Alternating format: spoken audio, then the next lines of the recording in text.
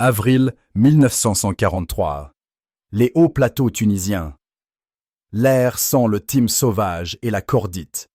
Le long des pentes rocheuses du Djebel Mansour, où la terre se fend en ravins déchiquetés et la végétation s'accroche désespérément à la pierre, un nid de mitrailleuses allemands domine la vallée. Les artilleurs, des jeunes hommes de Bavière et de Rhénanie, ont fortifié leur position avec des sacs de sable et de l'acier. Leurs officiers leur ont dit que ces collines sont imprenables, que les forces britanniques et américaines n'ont pas le cran pour la guerre en montagne, que l'Axe tiendra l'Afrique du Nord jusqu'à l'arrivée des renforts de Sicile. Le soleil printanier tape sur leurs casques. Ils boivent de l'eau tiède de leurs gourdes et mangent des biscuits durs. Ils attendent. Dans l'obscurité avant l'aube, quelque chose bouge dans le maquis en contrebas. Pas l'avancée maladroite d'une infanterie mécanisée. Pas les schémas prévisibles d'un assaut conventionnel. Quelque chose de plus ancien. Quelque chose qui ne s'annonce pas par le bruit des moteurs ou les bavardages radio. Les sentinelles allemandes scrutent les ombres violettes de l'aube et ne voient rien, n'entendent rien. Et puis, soudain, ils ne sont plus seuls. Les goumiers marocains ne combattent pas comme les armées européennes. Ils ne préviennent pas de leur mouvement par un bombardement préparatoire. Ils n'avancent pas en ligne bien ordonnée à travers un terrain découvert. Ils traversent des terrains que la doctrine militaire déclare impraticables. Ils viennent en silence. Ils viennent avec des couteaux. Lorsque le soleil se lève sur le Djebel Mansour, le nid de mitrailleuses allemands est silencieux. Les jeunes Bavarois ne rentreront pas chez eux, et à travers le commandement de la Wehrmacht en Afrique du Nord, une nouvelle peur commence à se répandre. Une peur non pas des chars ou de l'artillerie, mais d'hommes qui combattent comme des ombres, qui apparaissent là où ils ne devraient pas être, qui tuent avec une précision et une férocité qu'aucun manuel d'entraînement n'a préparé les Allemands à affronter. Les nazis ont rencontré un ennemi qu'ils ne comprennent pas, un ennemi qu'ils ne peuvent pas classer dans leur hiérarchie raciale, un ennemi qu'ils viendront à craindre plus que tout autre. Les goumiers marocains, ces guerriers des montagnes du Maroc, issus des massifs de l'Atlas, les soldats qui briseront la ligne Gustave, qui mettront en pièces le mythe de la forteresse Europe, qui forceront la Wehrmacht à reconsidérer tout ce qu'elle croyait savoir sur le courage, sur la guerre, sur quels hommes sont vraiment dangereux. Voici leur histoire. Pour comprendre pourquoi les Allemands craignaient les goumiers plus que toute autre force alliée, il faut d'abord comprendre ce qu'étaient les goumiers et ce qu'ils représentaient pour la vision du monde nazi. Les goums étaient des unités d'infanterie irrégulières recrutées parmi les tribus berbères des montagnes de l'Atlas au Maroc, en particulier dans les régions du Moyen et du Haut Atlas. Ce n'étaient pas des conscrits tirés des villes ou des terres agricoles. C'étaient des hommes nés dans une culture guerrière remontant à des siècles, des hommes qui avaient appris à combattre dans certains des terrains les plus inhospitaliers de la planète, des hommes pour qui les montagnes n'étaient pas des obstacles, mais leur foyer. L'administration coloniale française, reconnaissant le potentiel militaire de ces berbères montagnards, avait commencé à les organiser en tabors, des bataillons, dès les années 1900. Au moment où la Seconde Guerre mondiale éclata, les goums avaient déjà établi une réputation lors des campagnes coloniales, du Maroc au Levant. Ils étaient dirigés par des officiers français, mais leur tactique, leur méthode, toute leur approche de la guerre restait distinctement marocaine. Ils portaient des djellabas rayés distinctives par-dessus leurs uniformes, transportaient des poignards koumia incurvés à côté de leurs fusils et se déplaçaient à travers les montagnes, avec une vitesse et un silence qui semblaient impossibles aux observateurs européens. Ils nécessitaient peu en matière de lignes d'approvisionnement. Ils pouvaient subsister sur des terrains qui affameraient un bataillon conventionnel. Ils n'avaient pas besoin de routes ni de ponts.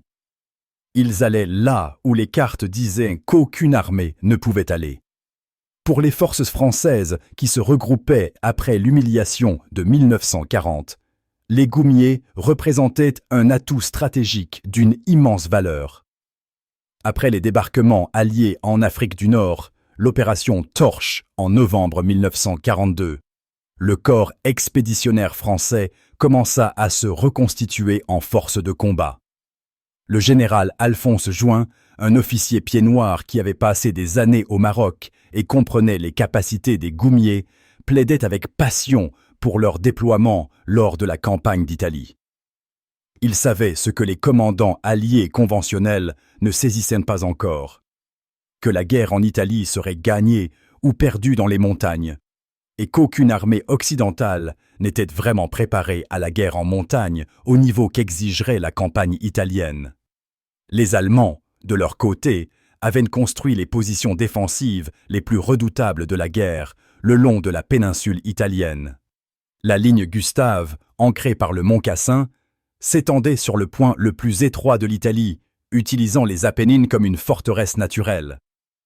Le maréchal Albert Kesselring, commandant les forces allemandes en Italie, avait transformé les montagnes en champs de bataille meurtriers. Chaque crête était fortifiée, chaque vallée enfilée, chaque approche couverte par des tirs croisés. Les Alliés s'étaient déjà jetés à plusieurs reprises contre ces positions, au fleuve, Rapido, à Cassin même, et avaient été saignés à blanc. Début 1944, la campagne d'Italie avait dégénéré en une impasse brutale, avec des pertes alliées qui montaient et des progrès mesurés en mètres plutôt qu'en kilomètres. Dans ce cauchemar, le général Juin amena ses goumiers marocains. 4 groupements de tabors marocains, soit environ 12 000 hommes, seraient à la pointe de l'assaut du corps expéditionnaire français sur la ligne Gustave. Ils seraient chargés de faire ce que les forces britanniques, américaines et autres forces alliées avaient échoué à faire: percer les montagnes, déborder les positions allemandes et ouvrir la route de Rome. Les soldats allemands qui défendaient la ligne Gustave avaient été informés de bien des choses par leurs officiers. On leur avait dit que les Alliés étaient faibles, que les Américains étaient des amateurs, que les Britanniques étaient épuisés. On leur avait dit que les montagnes étaient imprenables, que le génie défensif de Kesselring avait créé une barrière incassable. On leur avait dit qu'ils étaient la race des seigneurs, que leurs ennemis étaient racialement inférieurs, que leur Reich de 1000 ans l'emporterait. On ne leur avait pas parlé des goumiers. Les soldats allemands qui rencontrèrent pour la première fois les goumiers marocains en Tunisie, puis en Italie, s'attendaient à affronter un ennemi comme ceux qu'ils avaient déjà combattus. Ils s'attendaient à des assauts frontaux qui pourraient être repoussés à la mitrailleuse. Ils s'attendaient à des tactiques prévisibles conformes à la doctrine militaire européenne. Ils s'attendaient à des ennemis qui valorisaient davantage leur vie que la victoire, qui céderaient et reculeraient sous un feu nourri. Ce qu'ils rencontrèrent à la place, c'étaient des hommes qui semblaient surgir de l'obscurité, qui escaladaient de nuit des falaises que les ingénieurs allemands avaient jugées infranchissables, qui infiltraient des positions sans déclencher d'alarme ni alerter les sentinelles, qui tuaient au couteau avant même que les défenseurs ne sachent qu'ils étaient attaqués. Un rapport d'après-action de la Wehrmacht en Tunisie, daté de mai 1943, saisit la confusion et la peur. Des forces ennemies de composition inconnue ont infiltré nos positions le long du secteur de Zagouane malgré des mesures défensives exhaustives. Sentinelles retrouvées égorgées, aucune alerte donnée. L'effet moral sur les troupes est considérable. Le langage clinique ne parvient pas tout à fait à masquer la panique sous-jacente. Les soldats allemands étaient habitués à être ceux qui inspiraient la terreur à leurs ennemis. Désormais, pour la première fois dans cette guerre, c'étaient eux qui passaient la nuit éveillés, écoutant l'obscurité, se demandant si une mort silencieuse ne rampait pas le long de la montagne vers eux. Les goumiers combattaient selon des principes qui semblaient incompréhensibles aux esprits militaires européens. Ils n'avançaient pas le jour quand ils pouvaient avancer la nuit. Ils n'empruntaient pas les routes quand ils pouvaient utiliser les sentiers de chèvres. Ils n'annonçaient pas leur présence quand ils pouvaient créer la surprise. Ils voyageaient légers, un fusil, un couteau, quelques munitions, peut-être quelques dattes et de la viande séchée. et se déplaçaient sur le terrain avec une vitesse stupéfiante. Là où une compagnie d'infanterie allemande nécessitait des camions, des mules, des dépôts de ravitaillement et un soutien du génie pour traverser les montagnes, un tabor goumier marchait simplement, transportant tout ce dont il avait besoin sur le dos de ses hommes. Leur tactique préférée était l'infiltration. Pendant que les forces alliées s'épuisaient contre le front des positions allemandes, les goumiers trouvaient les failles, les brèches, les endroits où les Allemands pensaient qu'aucune attaque ne pouvait venir. Ils escaladaient les pentes les plus raides dans l'obscurité. Ils se déplaçaient à travers des ravins si étroits que les cartes ne les marquaient pas. Ils apparaissaient derrière les lignes allemandes, coupant les communications, attaquant les quartiers généraux, semant le chaos à l'arrière, pendant que les défenseurs faisaient face au front. C'était une forme de guerre qui sapait les fondements psychologiques de la doctrine défensive allemande. Les Allemands avaient construit leur position pour résister aux assauts frontaux. Ils ne les avaient pas construites pour résister à un ennemi qui contournait simplement les défenses et se matérialisait au milieu d'eux. Les soldats allemands commencèrent à redouter les gardes de nuit dans les secteurs où les goumiers étaient connus pour opérer. Les ordres permanents étaient clairs: maintenir la vigilance, contester tout mouvement, donner l'alarme au premier signe d'infiltration. Mais la réalité était que le premier signe d'infiltration était souvent une sentinelle retrouvée morte, la gorge tranchée à son poste. Les goumiers avaient perfectionné l'art du meurtre silencieux. Leurs poignards, kumiya, des lames incurvées aiguisées comme des rasoirs, devinrent des symboles de terreur parmi les troupes allemandes. Contrairement aux baïonnettes ou aux couteaux de combat, qui exigeaient des mouvements de poussée ou de poignardage susceptibles d'alerter les soldats à proximité, la kumiya permettait des coupes rapides et silencieuses. Une main sur la bouche, une lame sur la gorge, et une sentinelle était neutralisée sans un bruit. Ce n'était pas la guerre des actualités, pas l'affrontement de divisions blindées, ni le tonnerre des barrages d'artillerie. C'était intime, personnel, terrifiant. Les soldats allemands qui survécurent à des rencontres avec les goumiers en parlaient sur des tons habituellement réservés aux catastrophes naturelles ou aux forces surnaturelles. C'étaient die Geister, les fantômes. C'étaient des Bergdämonen, des démons des montagnes. La machine de propagande nazie, qui avait passé des années à dépeindre les peuples non européens comme inférieurs, se retrouva soudainement confrontée à un ennemi que ses propres soldats craignaient plus que tout autre. Les dimensions raciales de cette peur ne peuvent être ignorées. L'idéologie nazie reposait fondamentalement sur la notion de suprématie aryenne, sur la croyance que les Allemands étaient biologiquement et culturellement supérieurs aux autres peuples, en particulier aux non-européens. Le soldat de la Wehrmacht avait été endoctriné avec ces croyances. On lui avait dit que l'Untermensch, le sous-homme, ne pouvait pas égaler la prouesse militaire allemande. Pourtant, voici des guerriers berbères d'Afrique du Nord, des hommes que la théorie raciale nazie classait comme inférieurs, déjouant systématiquement les troupes allemandes dans le seul domaine où la Wehrmacht se targuait d'excellence, le combat d'infanterie en petites unités. Cette dissonance cognitive était dévastatrice pour le moral allemand. C'était une chose de perdre face à la puissance mécanisée de l'industrie américaine ou aux vastes réserves humaines de l'Union soviétique. Ces défaites pouvaient être rationalisées, mais être surclassées homme pour homme par des soldats que l'idéologie nazie jugeait racialement inférieurs. Cela frappait au cœur même de ce que les soldats allemands avaient appris à croire d'eux-mêmes et de leurs ennemis. Les goumiers, pour leur part, n'avaient aucun intérêt pour les théories raciales nazies. Ils combattaient pour de nombreuses raisons, certains pour la France, certains pour leur tribu, certains pour la solde, certains simplement parce que combattre était ce que faisaient les guerriers des montagnes.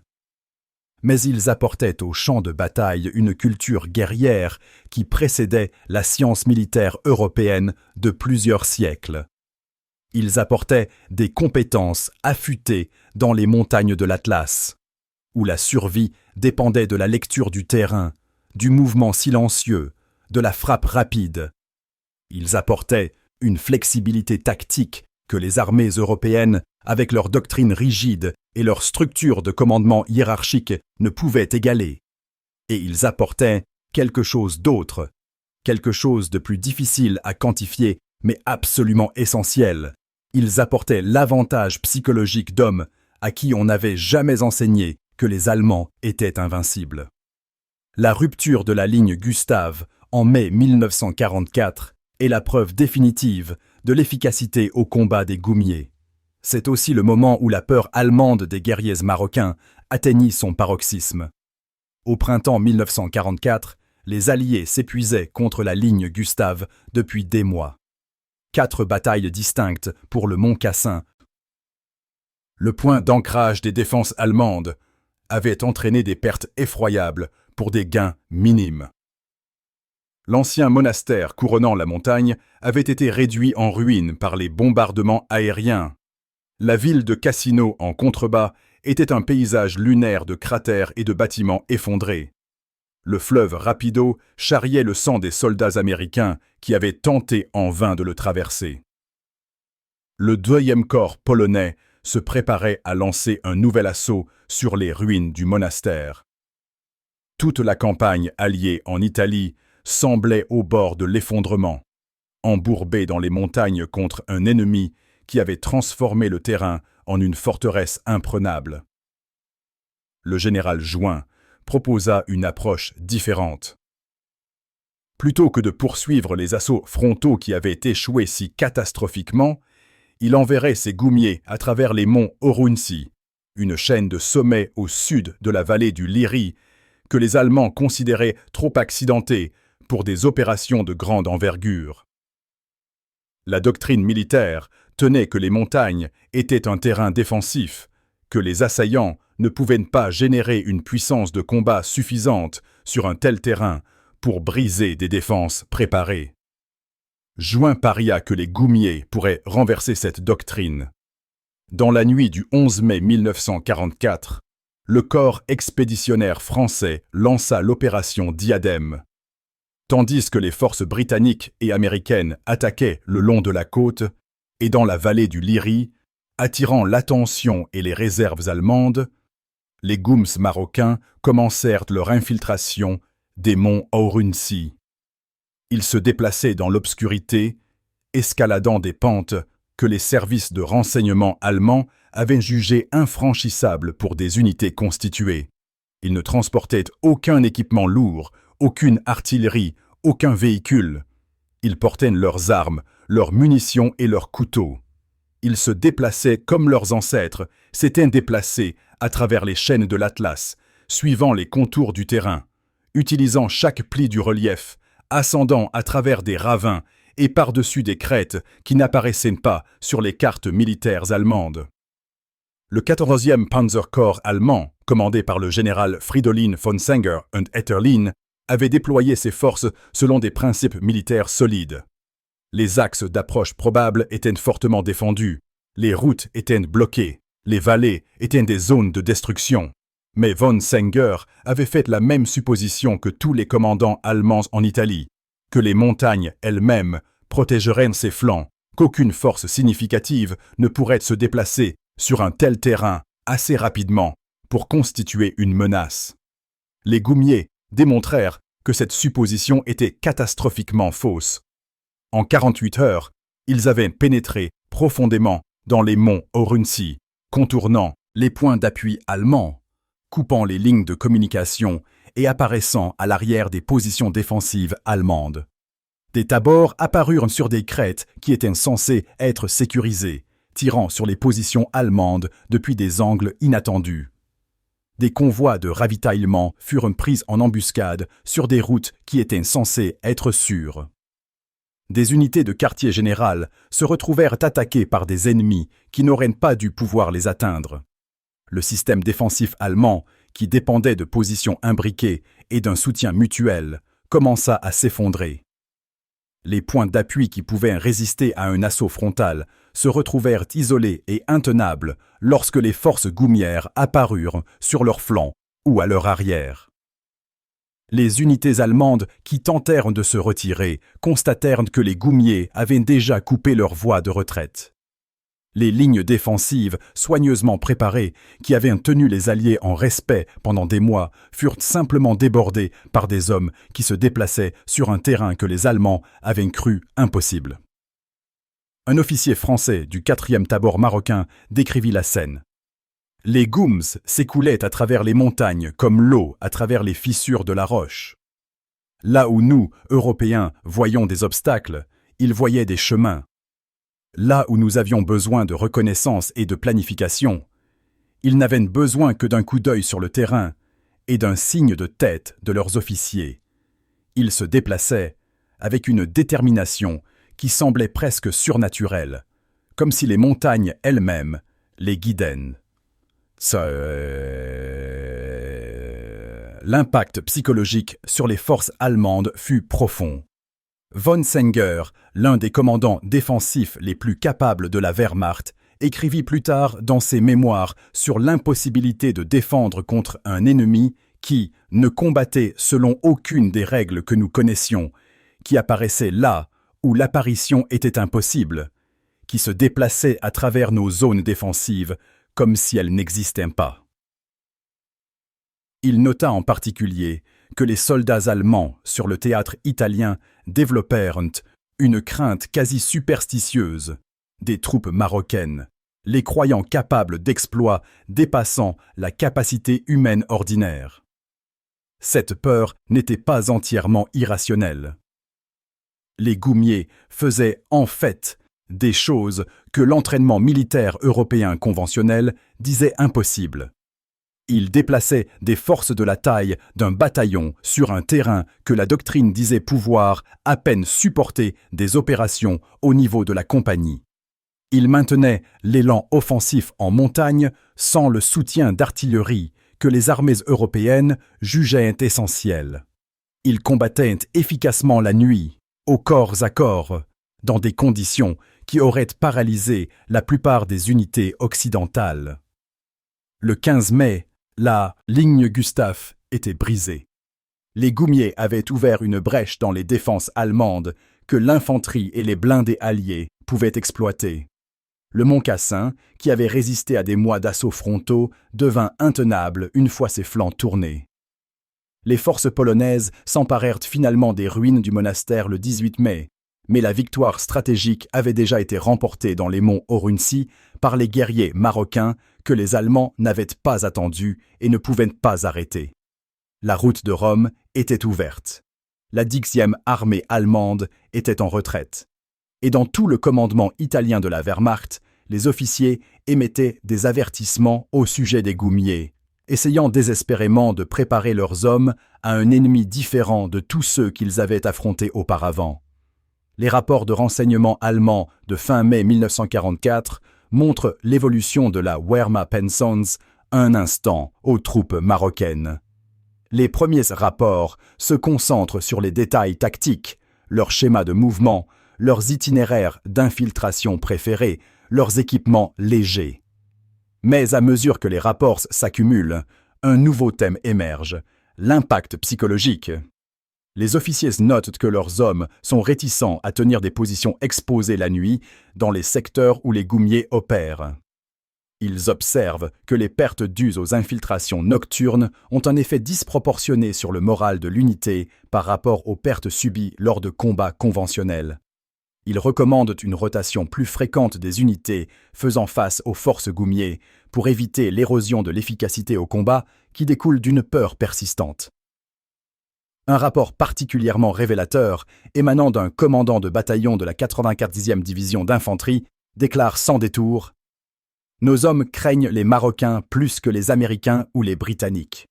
Cette peur n'est pas de la lâcheté, mais une réponse rationnelle à un ennemi qui a constamment démontré sa supériorité dans les opérations en montagne et de nuit. Il est recommandé que les secteurs faisant face aux unités marocaines soient renforcés et qu'aucune position ne soit tenue avec moins de 2 sentinelles pendant les heures d'obscurité. Le soldat allemand, entraîné à se croire maître du champ de bataille, avait rencontré un ennemi qui le maîtrisait. Le nazi, endoctriné par des théories de supériorité raciale, avait été vaincu par des hommes que son idéologie lui avait appris à mépriser. Et la Wehrmacht, qui se targuait d'une excellence tactique et d'une flexibilité opérationnelle, se retrouvait incapable de contrer des guerriers qui se battaient selon des règles qu'elle ne comprenait pas. Les couteaux des goumiers sont devenus le symbole des peurs allemandes, mais c'était leur couteau en tant que métaphore plutôt que de simples armes. La koumia représentait une forme de combat, rapproché, personnel, silencieux, mortel, qui sapait les fondations psychologiques de la guerre moderne. Le soldat allemand pouvait rationaliser le fait d'être tué par l'artillerie ou les frappes aériennes. C'étaient des forces impersonnelles, des morts industrielles. Il pouvait même rationaliser le fait d'être tué par des tirs de fusil au combat. C'était le destin attendu du soldat. Mais être tué dans la nuit par une lame, se faire trancher la gorge en faisant sentinelle, mourir sans même avoir la chance de riposter, c'était une mort qui hantait l'imagination. Le couteau représentait aussi quelque chose de plus profond, l'inadéquation de la technologie et de la doctrine face à l'habileté et à la volonté. La Wehrmacht disposait d'une artillerie supérieure, de meilleures communications radio, d'une logistique plus sophistiquée. Mais dans les montagnes la nuit, rien de tout cela n'importait. Ce qui importait, c'était qui pouvait se déplacer plus silencieusement, qui connaissait le mieux le terrain, qui pouvait tuer plus efficacement avec la main et la lame. Et dans ce concours, les goumiers étaient supérieurs. Les soldats allemands commencèrent à transporter des munitions supplémentaires pour les combats de nuit, à poster des sentinelles doubles, à demander des tirs éclairants au moindre bruit. Ces mesures étaient rationnelles, mais aussi épuisantes. Elles dégradaient l'efficacité des unités en empêchant le repos et en érodant la confiance. Les soldats devenaient nerveux, tiraient sur des ombres, gaspillaient des munitions. Les unités des secteurs faisant face aux goumiers subissaient des taux plus élevés de fatigue au combat et de pertes neuropsychiatriques, non pas en raison de l'intensité des batailles, mais d'une peur persistante. Le couteau apparaît encore et encore dans les récits allemands des combats contre les goumiers. Il figure dans les lettres à la maison, dans les rapports d'après-action, dans l'humour noir des soldats essayant de gérer leur peur. Un soldat allemand, écrivant à son frère en juin 1944, décrivait les goumiers comme « des hommes qui peuvent nous sentir dans l'obscurité, qui se déplacent comme des chats, qui tuent avec des lames avant même que nous sachions qu'ils sont là. » Un autre, dans une lettre interceptée par les services de renseignement alliés, écrivait simplement « Nous ne combattons plus des soldats, nous combattons des fantômes qui portent des couteaux. »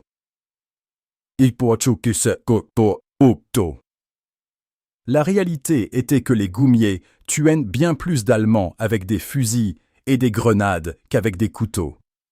Mais les morts au couteau, précisément parce qu'elles étaient personnelles et terrifiantes, avaient un effet psychologique démesuré. Elles sont devenues le symbole d'un ennemi qui combattait selon des règles différentes, qui apportait un autre type de guerre dans les montagnes d'Italie. La transformation des perceptions allemandes est peut-être mieux illustrée par l'évolution des documents de renseignement de la Wehrmacht concernant les goumiers. En 1943, les premiers rapports de Tunisie sont dédaigneux. Un résumé des renseignements de février 1943 décrit les troupes coloniales françaises comme mal entraînées, insuffisamment équipées, de valeur au combat limité. Les postulats racistes de l'idéologie nazie sont à peine dissimulés. Ce sont des sujets coloniaux, des peuples inférieurs, enrôlés de force par leurs maîtres français, ne méritant pas de réelle inquiétude. Dès la mi-1943, après les affrontements de la campagne de Tunisie, le ton a changé.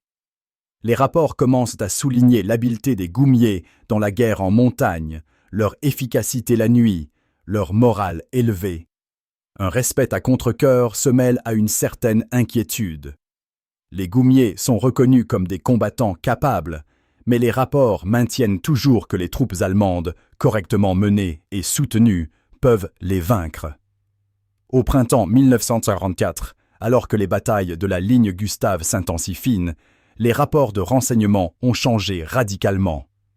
Les Goumiers sont désormais décrits comme des troupes d'élite, parmi les plus dangereuses auxquelles la Wehrmacht soit confrontée. Des bulletins tactiques détaillés expliquent leurs méthodes d'infiltration, leur utilisation du terrain, leurs techniques de combat au couteau. Des recommandations sont émises sur la manière de se défendre contre eux: augmentation des postes de sentinelles, tirs éclairants, patrouilles agressives, mais le sous-texte est clair. Ces mesures sont des tentatives désespérées pour contrer un ennemi qui a acquis une supériorité tactique. Après la rupture de la ligne Gustave en mai 1944, les documents allemands ne tentent plus de minimiser l'efficacité des Goumiers. Le maréchal Kesselring, lui-même, a noté dans ses rapports opérationnels que la pénétration des monts Orunsi par les forces marocaines avait été le facteur décisif dans l'effondrement des défenses de la ligne Gustave.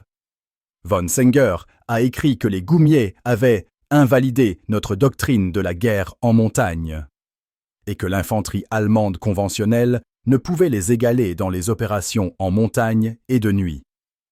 Cette transformation, d'un mépris dédaigneux à un respect craintif, reflète l'effondrement plus large de l'idéologie raciale nazie face à la réalité du champ de bataille.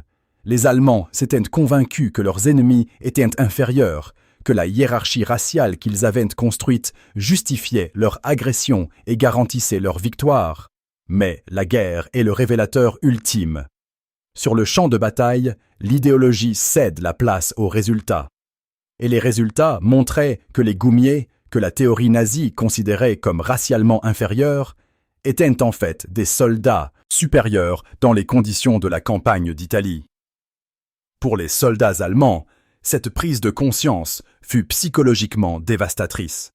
On leur avait appris à être fiers de leur prouesse militaire, à croire en leur supériorité en tant que guerriers.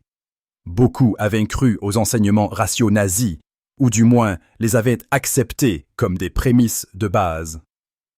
Être surpassé au combat par les Goumiers n'était pas seulement une défaite militaire, mais une crise idéologique. Si la race des seigneurs pouvait être dominée par des berbères nord-africains dans les montagnes, qu'est-ce que cela disait de tous les autres enseignements nazis? Si les soldats allemands n'étaient pas supérieurs, si l'entraînement et la doctrine pouvaient être vaincus par l'habileté et le courage de guerriers de race prétendument inférieure, alors quel était le sens même de cette guerre? Certains soldats allemands ont réagi à cette dissonance cognitive en déshumanisant encore davantage les Goumiers, en répandant des rumeurs d'atrocités, en les décrivant comme des sauvages plutôt que des soldats. Mais d'autres, en particulier après la guerre, ont reconnu ce à quoi ils avaient été confrontés, un ennemi qui les avait battus à la régulière, qui s'était montré un meilleur guerrier. Ces reconnaissances sont rares dans les mémoires de la Wehrmacht. Les vétérans allemands préféraient insister sur la supériorité matérielle écrasante des Alliés plutôt que de reconnaître une infériorité tactique ou qualitative allemande. Mais elles existent. Les mémoires de von Senger sont remarquablement franches concernant la supériorité des Goumiers dans la guerre en montagne. D'autres vétérans allemands, interrogés des décennies plus tard, ont admis avoir craint les Marocains plus que tout autre ennemi. Le corps expéditionnaire français, avec ses Goumiers marocains à l'avant-garde, a continué à mener l'avance alliée sur la péninsule italienne après la chute de Rome.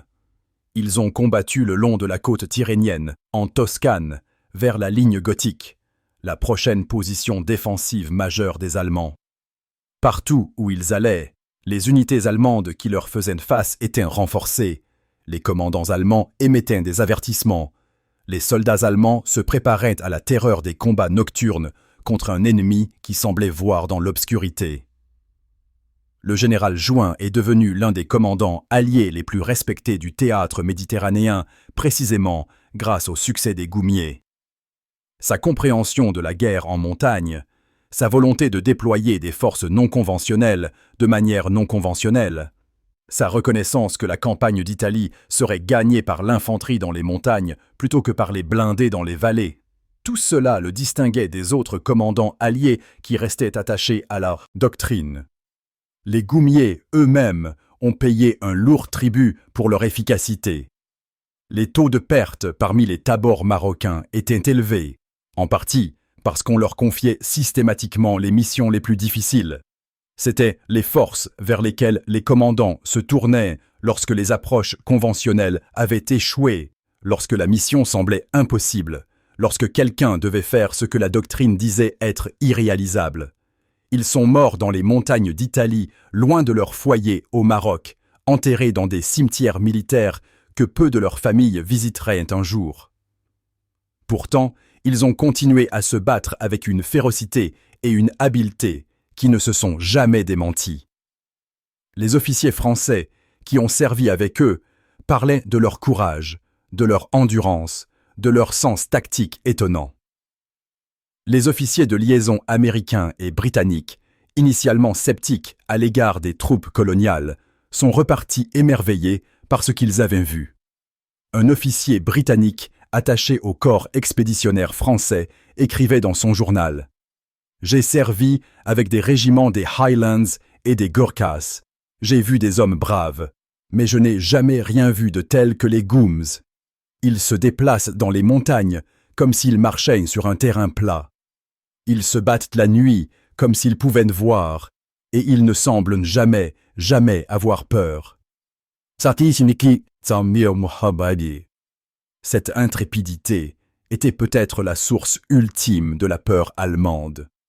Les Goumiers ne se battaient pas avec le désespoir d'hommes n'ayant pas le choix ou le fanatisme d'hommes ayant subi un lavage de cerveau. Ils combattaient avec la confiance sereine d'hommes qui connaissaient les montagnes, qui connaissaient la guerre, qui se connaissaient eux-mêmes. Ils se battaient comme leurs pères et grands-pères l'avaient fait dans les chaînes de l'Atlas, perpétuant une tradition guerrière qui était ancienne lorsque les légions romaines marchaient à travers l'Afrique du Nord. Ils ont apporté au carnage industriel de la Seconde Guerre mondiale une forme de guerre prémoderne, personnelle, habile, intime, et ont prouvé que parfois les anciennes méthodes restaient les plus efficaces. Les documents historiques confirment que les forces allemandes craignaient les Goumiers plus que les autres troupes alliées. Cette crainte se manifestait de multiples façons dans les documents militaires allemands, les témoignages de soldats et les décisions de commandement. Les rapports de renseignements spécifiques aux Goumiers devenaient plus détaillés et urgents à mesure que la campagne d'Italie progressait, indiquant que les commandants de la Wehrmacht les considéraient comme une menace prioritaire nécessitant une attention particulière. Les unités faisant face aux Goumiers recevaient des renforts et un soutien que les unités confrontées aux forces alliées conventionnelles n'avaient pas. Les commandants allemands relevaient plus fréquemment les troupes des secteurs faisant face aux Goumiers que des autres secteurs, reconnaissant le coût psychologique de combattre un ennemi spécialisé dans l'infiltration nocturne et le combat rapproché. Le bilan réel des combats des Goumiers justifiait cette crainte. Ils atteignaient systématiquement leurs objectifs dans des situations où d'autres forces avaient échoué. Ils subissaient des pertes élevées, signe de la difficulté de leur mission, mais infligeaient également des pertes disproportionnées aux défenseurs allemands. Leur percée dans les montagnes des Orensee réussit là où 4 batailles pour le Mont Cassin avaient échoué. Leur tactique d'infiltration créait des opportunités opérationnelles que les forces conventionnelles pouvaient exploiter. À tout point de vue militaire, territoire gagné, pertes ennemies infligées, objectifs stratégiques atteints, les Goumiers figuraient parmi les forces d'infanterie alliées les plus efficaces sur le théâtre méditerranéen.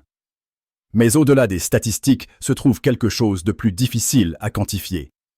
La dimension psychologique de la guerre. La façon dont la peur dégrade l'efficacité au combat. La façon dont la réputation d'un ennemi peut façonner le champ de bataille avant même que le premier coup de feu ne soit tiré. Les Allemands craignaient les Goumiers, non seulement parce qu'ils étaient efficaces, mais parce qu'ils étaient imprévisibles. Parce qu'ils violaient les règles de la guerre telles que la Wehrmacht les comprenait. Parce qu'ils représentaient un type de soldat que la pensée militaire allemande n'avait pas envisagé. Cette peur révèle les limites de la doctrine et l'importance durable de la culture guerrière. La Wehrmacht en 1944 était l'une des armées les plus professionnelles de l'histoire, dotée d'une doctrine sophistiquée, d'un excellent entraînement et d'un leadership expérimenté. Pourtant, elle se retrouvait incapable de contrer des Berbères dont la formation militaire consistait en des siècles de guerre tribale dans les montagnes de l'Atlas. Les Goumiers n'avaient pas d'école d'état-major, pas de manuel de doctrine, pas de théorie militaire formelle. Ce qu'ils avaient, c'était une connaissance transmise de génération en génération, des compétences acquises dès l'enfance, des tactiques développées par l'expérience. Ils possédaient une culture guerrière qui valorisait l'initiative individuelle, la flexibilité tactique et une connaissance intime du terrain et des mouvements nocturnes. Face à cette connaissance culturelle, la doctrine allemande était inadéquate. La Wehrmacht pouvait enseigner à ses soldats comment combattre selon les principes militaires européens, mais elle ne pouvait pas leur apprendre à combattre des ennemis qui ne suivaient pas ces principes. Elle pouvait les préparer à la guerre conventionnelle, mais pas à des guerriers qui n'avaient jamais été conventionnels. Les Goumiers existaient en dehors du paradigme de la pensée militaire européenne, ce qui les rendait presque impossibles à contrer systématiquement. À l'été 1944, alors que les forces alliées sortaient d'Italie et se préparaient à l'invasion du sud de la France, l'opération Dragoon, les Goumiers étaient à nouveau en première ligne. Ils débarquèrent sur la Côte d'Azur en août et commencèrent à s'enfoncer dans les Alpes et les Vosges, poursuivant les forces allemandes en retraite. Une fois de plus, ils excellèrent dans la guerre en montagne.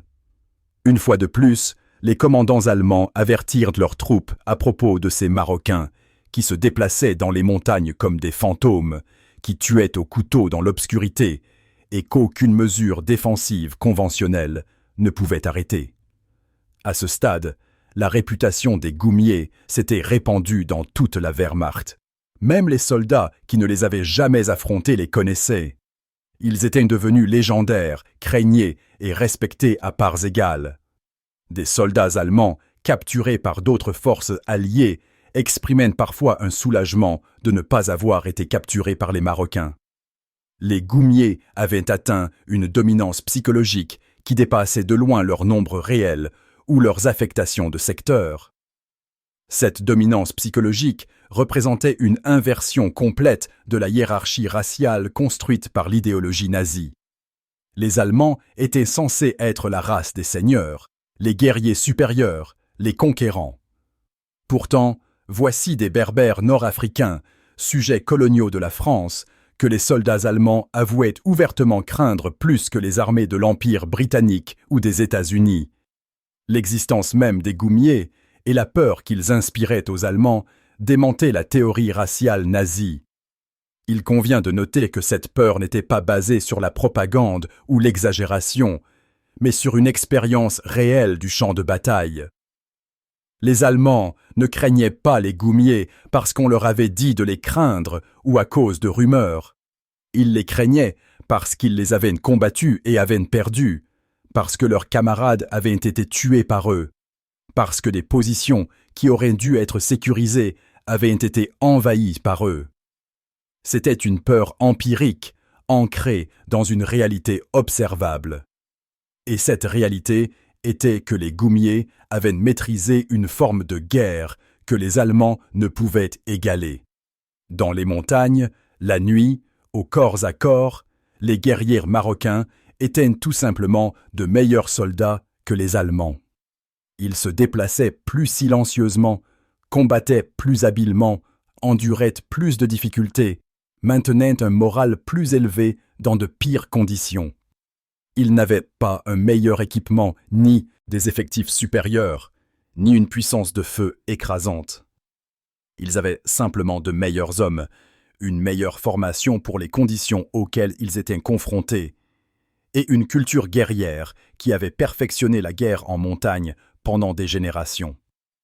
Le pouvoir symbolique des Goumiers s'étendait au-delà de leur impact militaire immédiat. Ils représentaient, pour ceux qui connaissaient leur histoire, un défi à toutes les hypothèses sur la race, la civilisation et la prouesse militaire qui avaient étayé l'impérialisme européen et l'idéologie nazie. Le récit de la supériorité européenne exigeait que les peuples non-européens soient inférieurs, moins capables, moins courageux, moins intelligents.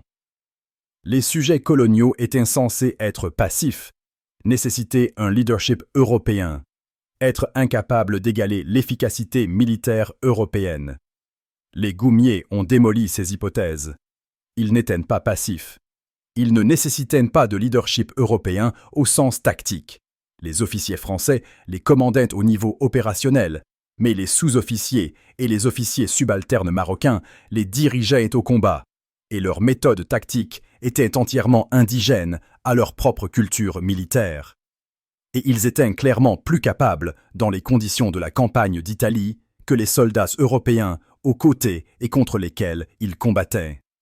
Cela créa un paradoxe que certains observateurs remarquèrent à l'époque. Comment des sujets coloniaux pouvaient-ils se montrer des guerriers supérieurs aux armées des puissances coloniales et de leurs ennemis? La réponse, bien sûr, était que la prémisse était fausse. Les peuples non européens n'ont jamais été inférieurs. Ils avaient des cultures militaires différentes, des traditions tactiques différentes, des forces différentes. Dans le contexte spécifique de la guerre en montagne et nocturne, les Berbères marocains avaient développé au fil des siècles des capacités qui dépassaient de loin tout ce que la pensée militaire européenne avait accompli. Leur prétendue infériorité était une construction idéologique, pas une réalité. Les Allemands, confrontés à cette réalité dans les montagnes d'Italie, ne purent maintenir cette fiction. Lorsque la survie dépend d'une évaluation précise de la menace, l'idéologie cède la place à la vérité. Et la vérité était que les Goumiers étaient la force d'infanterie la plus dangereuse que la Wehrmacht ait affrontée sur le théâtre méditerranéen. Les soldats allemands l'admirent dans leurs lettres, leurs rapports, leurs mémoires. Les commandants allemands le reconnurent dans leurs plans opérationnels et leur allocation de ressources. La peur était réelle, parce que la menace était réelle. Lorsque la guerre prit fin en mai 1945, les Goumiers marocains avaient combattu de la Tunisie aux Alpes, de Djebel Mansour aux Vosges. Ils avaient brisé la ligne Gustave, contribué à libérer Rome, participé à l'invasion du sud de la France et pénétré en Allemagne même. Ils avaient subi des pertes qui, proportionnellement à leur nombre, étaient parmi les plus élevées de toutes les forces alliées. Ils avaient obtenu des citations, des décorations et le respect de tout commandant ayant travaillé avec eux. Ils avaient également gagné quelque chose de moins tangible, mais peut-être plus significatif. Ils avaient brisé le mythe des hiérarchies militaires raciales. Ils avaient prouvé que le courage, l'habileté et la culture guerrière transcendaient les catégories pseudo-scientifiques que les Européens avaient construites pour justifier leur domination du monde. Ils avaient montré que des hommes que l'idéologie nazie considérait comme des sous-hommes pouvaient combattre mieux, dans certaines conditions, que la prétendue race des seigneurs. Après la guerre, de nombreux Goumiers retournèrent au Maroc. Certains participèrent au mouvement d'indépendance du Maroc, utilisant les compétences militaires acquises en combattant pour la France pour lutter contre la domination coloniale française. D'autres s'installèrent dans la vie civile, leur service en temps de guerre devenant un lointain souvenir. Les Tabors furent progressivement dissous à mesure que le système colonial français s'effondrait, mais leur héritage persista dans les mémoires de ceux qui les avaient combattus. Les vétérans allemands, lorsqu'ils parlaient honnêtement de la guerre, reconnaissaient l'efficacité des Goumiers. Les commandants alliés comprenaient ce que les Marocains avaient accompli. Et au Maroc même, les Goumiers devinrent des symboles de fierté nationale, des guerriers qui avaient prouvé le courage et les capacités marocaines sur la scène mondiale. Les documents historiques sont clairs. Les goumiers marocains furent les soldats que les nazis craignaient le plus, non pas en raison de la propagande ou du mythe, mais en raison de leur supériorité démontrée au combat en montagne et nocturne. Ils vainquirent les forces allemandes à plusieurs reprises dans des conditions où la doctrine militaire allemande jugeait la victoire impossible. Ils brisèrent des lignes défensives qui avaient résisté à d'autres forces alliées pendant des mois.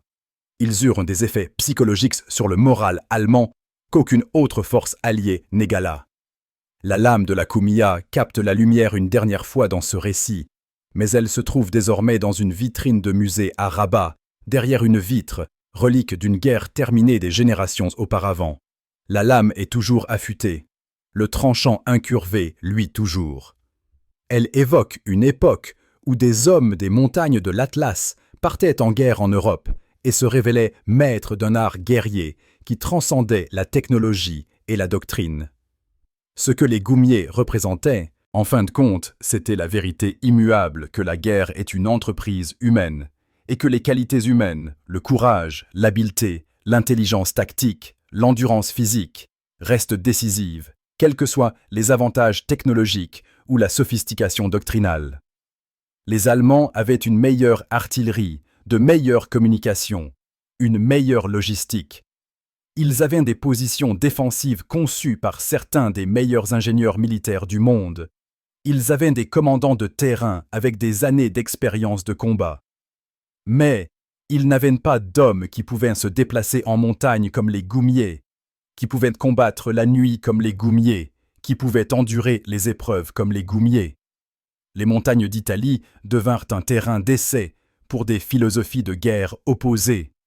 D'un côté, l'approche industrielle et doctrinale des armées européennes modernes, des armées organisées autour de la technologie, de la logistique et des tactiques standardisées. De l'autre, une tradition plus ancienne, valorisant l'habileté individuelle, une connaissance intime du terrain et ce genre de flexibilité tactique qui ne s'enseigne pas dans les manuels d'entraînement, mais doit être absorbé par la culture et l'expérience. Dans ces montagnes, la tradition la plus ancienne s'avéra supérieure. Un tel résultat aurait été impensable pour les théoriciens militaires des années 1930. La guerre moderne était censée être une affaire d'industrie, de capacité à produire des chars, des avions et de l'artillerie en quantité écrasante. Elle était censée favoriser les nations industrialisées, les sociétés technologiquement avancées. Pourtant, en Italie, le facteur décisif était souvent des hommes armés de fusils et de couteaux, se déplaçant silencieusement dans l'obscurité, combattant d'une manière qui avait plus en commun avec la guerre médiévale qu'avec les batailles mécanisées du front de l'Est. Le succès des goumiers force une remise en question de ce qui rendait les soldats efficaces pendant la Seconde Guerre mondiale. Nous nous souvenons de la guerre principalement à travers des images de combats industriels, batailles de chars, bombardements aériens, débarquements amphibies. Ceux-ci étaient importants, certes, mais ils n'étaient pas tout. Dans les montagnes d'Italie, dans les forêts d'Europe de l'Est, dans d'innombrables actions de petites unités à travers le monde, la guerre était encore décidée par des fantassins, et la qualité de ces soldats importait plus que tout avantage matériel. Les Allemands le comprenaient mieux qu'ils ne voulaient l'admettre. Leur propre culture militaire avait toujours valorisé les qualités du soldat individuel. L'initiative, le courage, l'intelligence tactique. Le concept d'Auftragstaktik, ces ordres de mission donnant aux subordonnés la liberté d'atteindre les objectifs comme bon leur semblait, reposait sur l'hypothèse que les soldats allemands étaient des individus supérieurs à qui l'on pouvait faire confiance avec une indépendance tactique. Pourtant, lorsqu'ils rencontrèrent les goumiers, ils trouvèrent un ennemi dont les soldats possédaient une indépendance tactique encore plus grande, encore plus d'initiative et de meilleurs instincts pour la guerre en montagne. Cela a créé une crise de confiance qui s'est propagée dans les unités allemandes en Italie. Si le soldat allemand individuel n'étaient pas supérieurs, si l'entraînement et la doctrine ne pouvaient pas surmonter les avantages des goumiers dans la guerre spécialisée, quel espoir restait-il? Le succès de la Wehrmacht au début de la guerre avait reposé en partie sur la confiance des soldats allemands en leur propre supériorité. Brisez cette confiance et vous brisez l'armée. Les goumiers l'ont brisée, secteur après secteur, bataille après bataille, par une supériorité démontrée dans le type de combat qui importait le plus dans les montagnes italiennes. Il existe une photographie prise quelque part dans les montagnes Orunsi en mai 1944, qui capture quelque chose d'essentiel à propos des goumiers. Elle montre un groupe de soldats marocains sur une crête, leur djellaba rayé visible sur la pente rocheuse. Ils regardent vers la vallée en contrebas, où de la fumée s'élève de ce qui pourrait être un dépôt de ravitaillement allemand en feu ou une position détruite. La photographie est granuleuse, prise par un photographe de combat français dont le nom a été perdu. Mais l'image demeure. Ce qui frappe le spectateur, c'est la posture des hommes. Ils ne sont pas épuisés, bien qu'ils aient combattu pendant des jours. Ils ne célèbrent pas, bien qu'ils viennent de remporter une victoire significative. Ils sont simplement là, sur la crête, regardant ce qu'ils ont accompli, prêts à continuer. Il y a une qualité intemporelle à l'image. Ce pourraient être des guerriers de n'importe quelle époque, debout sur une montagne, observant le champ de bataille. Les fusils et les ceintures de cartouches les désignent comme des soldats des années 1940, mais tout le reste, leur maintien, leur aise évidente avec le terrain, leur air de compétence tranquille, suggère quelque chose de plus ancien, quelque chose qui les relie à une plus longue tradition de guerre en montagne. Les Allemands qui affrontèrent ces hommes comprirent, peut-être mieux que toute autre force alliée, à qui ils avaient affaire. Ils ne combattaient pas des troupes coloniales du XXe siècle, hâtivement entraînées et enrôlées de force. Ils combattaient des guerriers issus d'une culture qui n'avait jamais cessé de produire des guerriers, dont les traditions militaires avaient été affinées au cours des siècles dans certains des terrains les plus exigeants de la planète. Les montagnes du Maroc avaient préparé les goumiers aux montagnes d'Italie bien avant que quiconque ne sache qu'il y aurait une guerre en Italie. Cette continuité de tradition a conféré aux goumiers des avantages qui ne pouvaient être reproduits par l'entraînement. Un soldat européen pouvait apprendre la guerre en montagne en quelques mois. Il pouvait apprendre à grimper, à naviguer, à combattre sur des terrains escarpés. Mais il ne pouvait pas apprendre, en quelques mois ou même en quelques années, le genre de relation intime avec la montagne que possédaient les goumiers. Ils avaient grandi dans les montagnes. Ils avaient fait paître des chèvres sur des pentes qui auraient terrifié l'infanterie européenne. Ils avaient appris à lire le terrain comme un marin lit la mer, instinctivement, sans y penser consciemment. Lorsqu'ils se déplaçaient dans les Orunsi ou les Apennins, ils ne naviguaient pas en territoire étranger. Ils se déplaçaient sur un terrain qui, bien que géographiquement différent du Maroc, leur était fondamentalement familier. La montagne était leur élément. Les Allemands, en revanche, étaient des gens de plaine et de forêt. La Wehrmacht possédait des divisions de montagne, les Gebirgsjäger, et c'étaient de bons soldats, bien entraînés, expérimentés. Mais la doctrine allemande de guerre en montagne restait fondamentalement européenne, toujours basée sur des principes développés dans les Alpes et appliqués ailleurs. Elle mettait l'accent sur les positions préparées, les champs de tir croisés, l'utilisation de l'artillerie pour contrôler les vallées et les approches. C'était une guerre défensive, conçue pour transformer les montagnes en forteresses. Les goumiers pratiquaient la guerre de montagne offensive, un art beaucoup plus rare et difficile. Ils utilisaient les montagnes non pas comme des barrières défensives, mais comme des voies d'approche, comme un terrain qui leur conférait des avantages sur les ennemis qui ne savaient pas se déplacer sur de telles terres. Ils transformaient les positions défensives allemandes en pièges en les contournant, en les franchissant, à travers un terrain que les Allemands avaient cru infranchissable.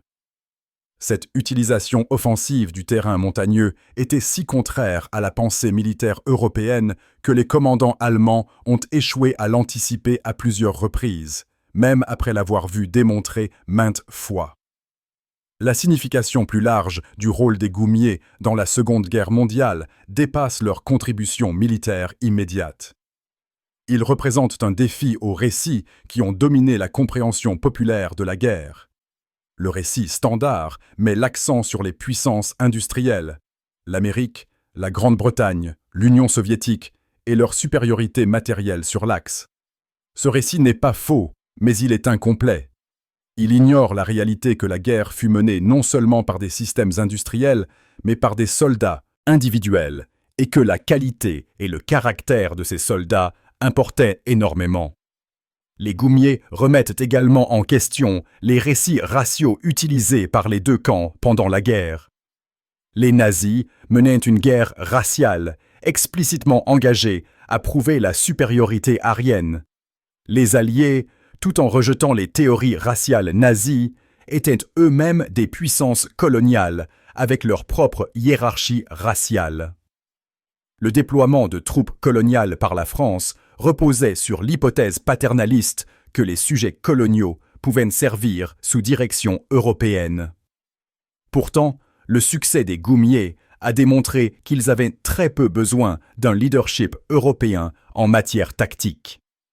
Ils étaient efficaces grâce à leur propre tradition, leurs propres compétences, leur propre culture guerrière, et non parce que les officiers français les avaient civilisés ou améliorés. Cette réalité rend l'histoire des goumiers inconfortable pour les récits simplistes de la guerre.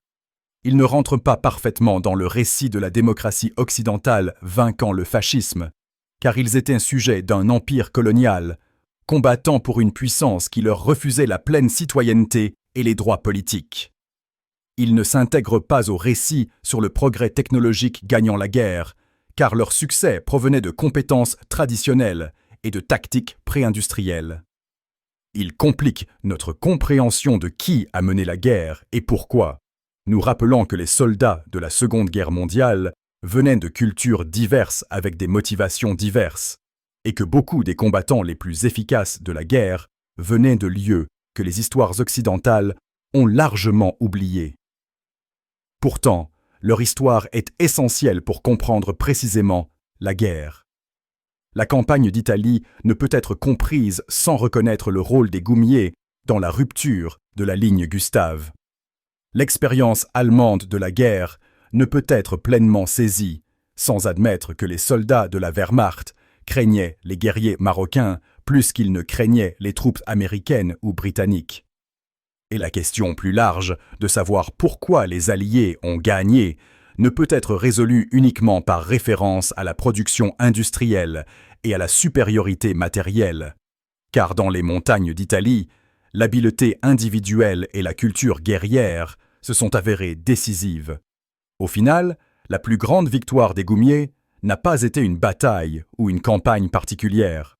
Ce fut le simple fait qu'ils aient forcé tous ceux qui les ont rencontrés, commandants français, officiers de liaison américains et britanniques, ennemis allemands, à réviser leurs a priori sur ce qui faisait un soldat d'élite, ce qui rendait un guerrier efficace et où l'excellence militaire pouvait être trouvée. Ils ont prouvé que les réponses à ces questions ne se trouvaient pas dans les théories raciales européennes, les hiérarchies coloniales ou les suppositions sur la civilisation et la barbarie. Les réponses se trouvaient sur les champs de bataille, dans les montagnes, la nuit, dans cet espace intime où les soldats se rencontraient et où un camp se montrait supérieur. Les Allemands ont appris cette leçon à leurs dépens, par les pertes, les défaites et l'érosion progressive de leur confiance en leur propre supériorité. Les Français l'ont également apprise, bien qu'ils aient mis plus de temps à le reconnaître publiquement. Même après l'indépendance du Maroc, la culture militaire française a eu du mal à accorder pleinement le crédit des réalisations des goumiers, préférant mettre l'accent sur le leadership français plutôt que sur la culture guerrière marocaine. Les Américains et les Britanniques, plus éloignés de la relation coloniale, pouvaient être plus objectifs.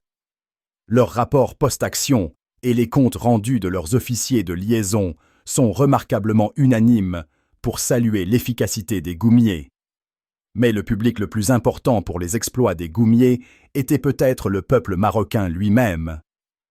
Les soldats rentrés chez eux après la guerre portaient avec eux la certitude d'avoir combattu les meilleures armées que l'Europe pouvait produire et de s'être montrés supérieurs.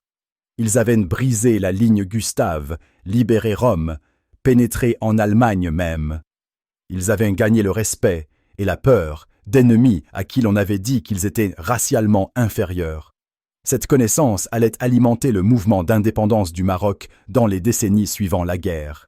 Si les Marocains pouvaient se battre aussi bien, voire mieux, que les Européens, pourquoi devraient-ils être gouvernés par des Européens? Si les soldats marocains avaient contribué à vaincre le fascisme et à libérer l'Europe, pourquoi le Maroc devrait-il rester sous contrôle colonial?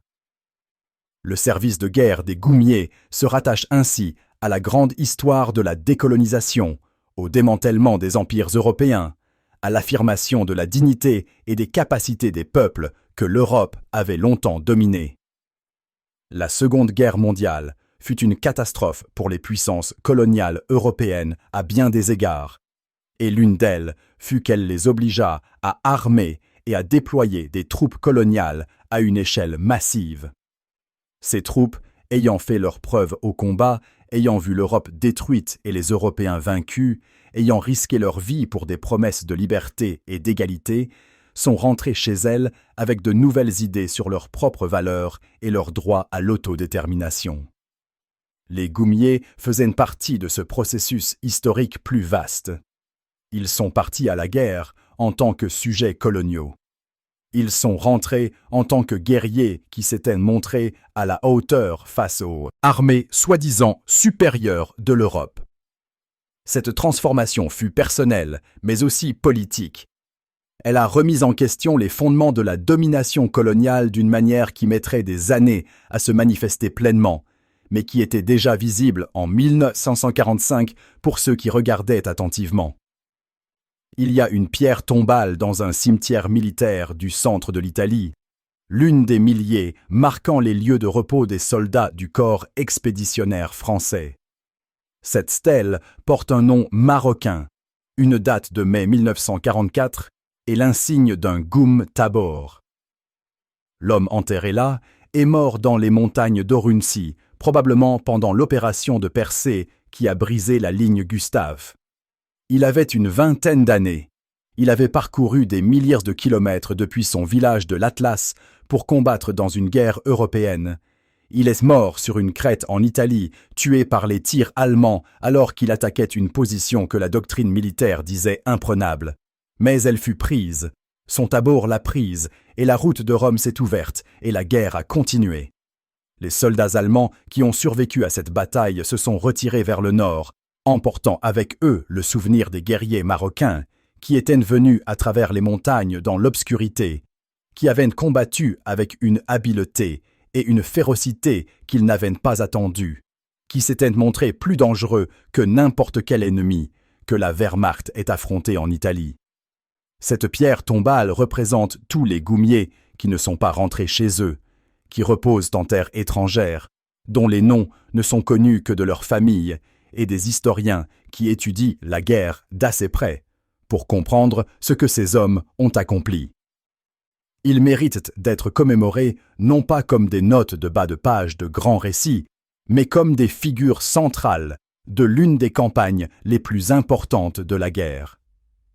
Ils n'étaient pas des auxiliaires exotiques ou des ajouts pittoresques à l'ordre de bataille allié. C'étaient des soldats d'élite qui ont accompli ce que d'autres ne pouvaient pas, qui ont brisé l'impasse en Italie, qui ont forcé les Allemands à battre en retraite de positions qu'ils avaient juré de tenir jusqu'au dernier homme. La peur qu'ils inspiraient aux soldats allemands n'était pas fondée sur la propagande ou un racisme inversé. Elle était basée sur une efficacité au combat démontrée, sur une supériorité prouvée dans le type de guerre spécifique qui dominait la campagne d'Italie. Les Allemands craignaient les goumiers pour la même raison que les soldats de n'importe quelle guerre craignent certains ennemis. Parce que ces ennemis sont dangereux, parce qu'ils sont doués pour tuer, parce que les affronter signifie accepter une probabilité de mort plus élevée. Cette peur fut le compliment ultime, la reconnaissance qui ne pouvait être niée même par un ennemi voué à la suprématie raciale. Au cours des décennies qui ont suivi la fin de la Seconde Guerre mondiale, les historiens militaires ont progressivement commencé à reconnaître les réalisations des Goumiers. La campagne d'Italie, longtemps éclipsée par le drame du jour J et du front de l'Est, a reçu une attention plus minutieuse. Le rôle du corps expéditionnaire français, et en particulier de ses composantes marocaines, a été documenté et analysé. Nous comprenons maintenant, d'une manière qui n'était pas claire en 1945, à quel point les Goumiers furent importants pour la victoire alliée en Italie.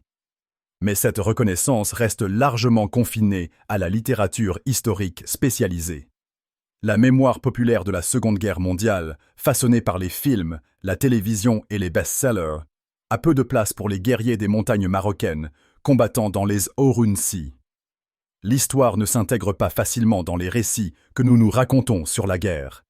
Elle est trop compliquée, trop difficile pour des catégorisations simplistes de héros et de méchants, de civilisation et de barbarie, de progrès et de tradition. Pourtant, c'est précisément parce que l'histoire des Goumiers est compliquée qu'elle doit être racontée. L'histoire n'est pas simple. La guerre n'a pas été un affrontement pur entre le bien et le mal, bien que le mal fût certainement présent et vaincu. Ce fut un conflit mondial mené par des peuples divers pour des raisons diverses, et certains de ces guerriers les plus importants venaient de lieux et de cultures que les récits dominants ont largement ignorés. Les Goumiers ont combattu pour la France, mais ils ont combattu en tant que Marocains, apportant leurs propres traditions et compétences sur le champ de bataille. Ils ont combattu l'Allemagne nazie, mais leur efficacité a remis en question non seulement les théories raciales nazies, mais aussi les hiérarchies raciales coloniales des puissances alliées. Ils étaient simultanément sujets coloniaux et guerriers d'élite, ni pleinement intégrés à la culture militaire européenne, ni entièrement séparés d'elle.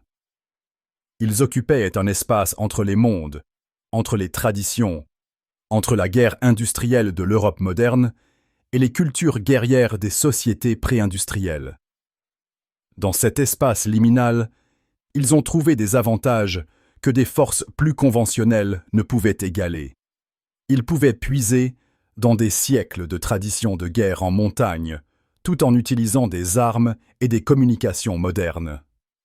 Ils pouvaient opérer au sein de la structure militaire française, tout en maintenant leurs propres méthodes tactiques. Ils pouvaient être à la fois des soldats réguliers et des guerriers irréguliers, selon ce que la situation exigeait. Cette flexibilité, cette capacité à passer d'une culture militaire à l'autre, fut l'une des sources de leur efficacité. Les Allemands, enfermés dans une culture militaire rigide avec ses propres traditions fortes, ne purent pas s'adapter assez rapidement pour contrer cette flexibilité. Ils tentèrent de combattre les Goumiers en utilisant des méthodes conventionnelles, renforçant les positions, améliorant les défenses, augmentant les patrouilles, mais ces mesures étaient inadéquates face à un ennemi qui contournait simplement les systèmes défensifs conventionnels. La sophistication tactique de la Wehrmacht, si efficace contre d'autres armées européennes, devint un désavantage face à des guerriers qui ne combattaient pas selon les règles européennes. La lame de Koumiya, qui a ouvert ce récit comme un symbole de la peur allemande, le termine comme quelque chose de plus. Un rappel que la guerre, malgré toute sa technologie moderne et son échelle industrielle, reste fondamentalement humaine. La lame est une arme ancienne, peu changée au cours des siècles. Pourtant, entre les mains d'un Goumier se déplaçant silencieusement dans l'obscurité vers une position allemande, elle était aussi efficace que n'importe quelle arme produite au XXe siècle. Plus efficace, à certains égards, parce qu'elle était silencieuse, parce qu'elle exigeait de l'habileté plutôt que de la simple puissance de feu, parce qu'elle permettait le genre de combat intime et personnel qui créait un impact psychologique maximal sur l'ennemi. Les couteaux des goumiers, leurs fusils, leurs grenades, c'étaient des outils. Ce qui les rendait efficaces n'étaient pas les outils, mais les hommes qui les manipulaient. Des hommes qui comprenaient intimement le terrain, qui se déplaçaient avec assurance dans les montagnes et l'obscurité, qui possédaient la patience d'attendre et la détermination de frapper, qui combattaient avec une férocité disciplinée, combinant tradition guerrière et sens tactique moderne. Ces qualités ne pouvaient pas être produites en masse dans les camps d'entraînement. Elles devaient être cultivées au fil des années, des vies, des générations.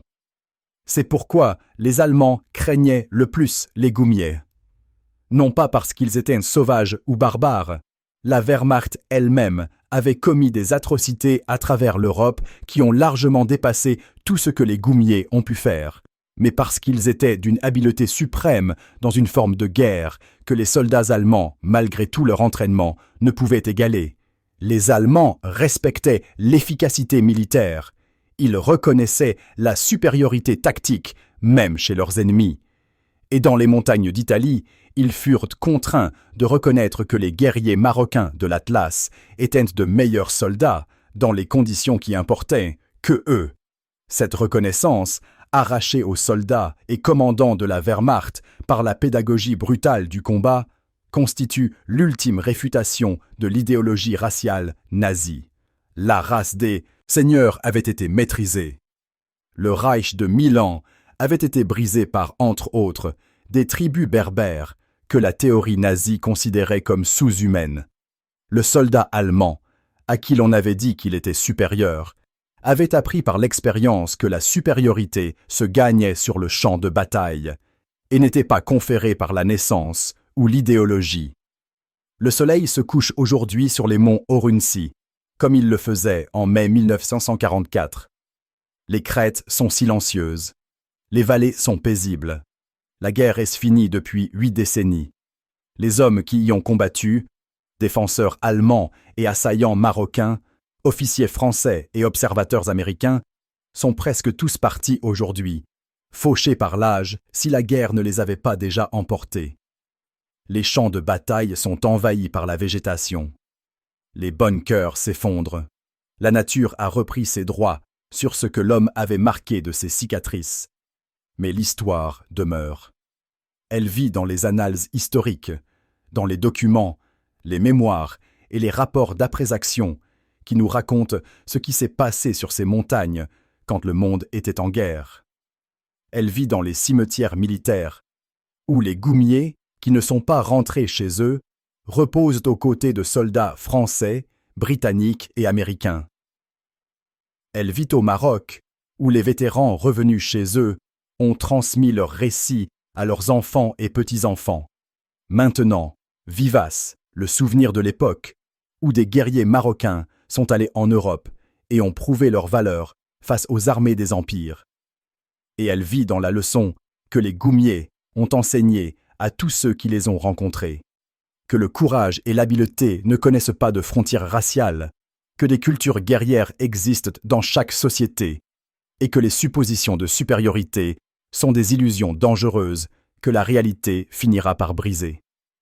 Les Allemands ont appris cette leçon douloureusement à travers les défaites, les pertes et l'érosion de leur certitude idéologique.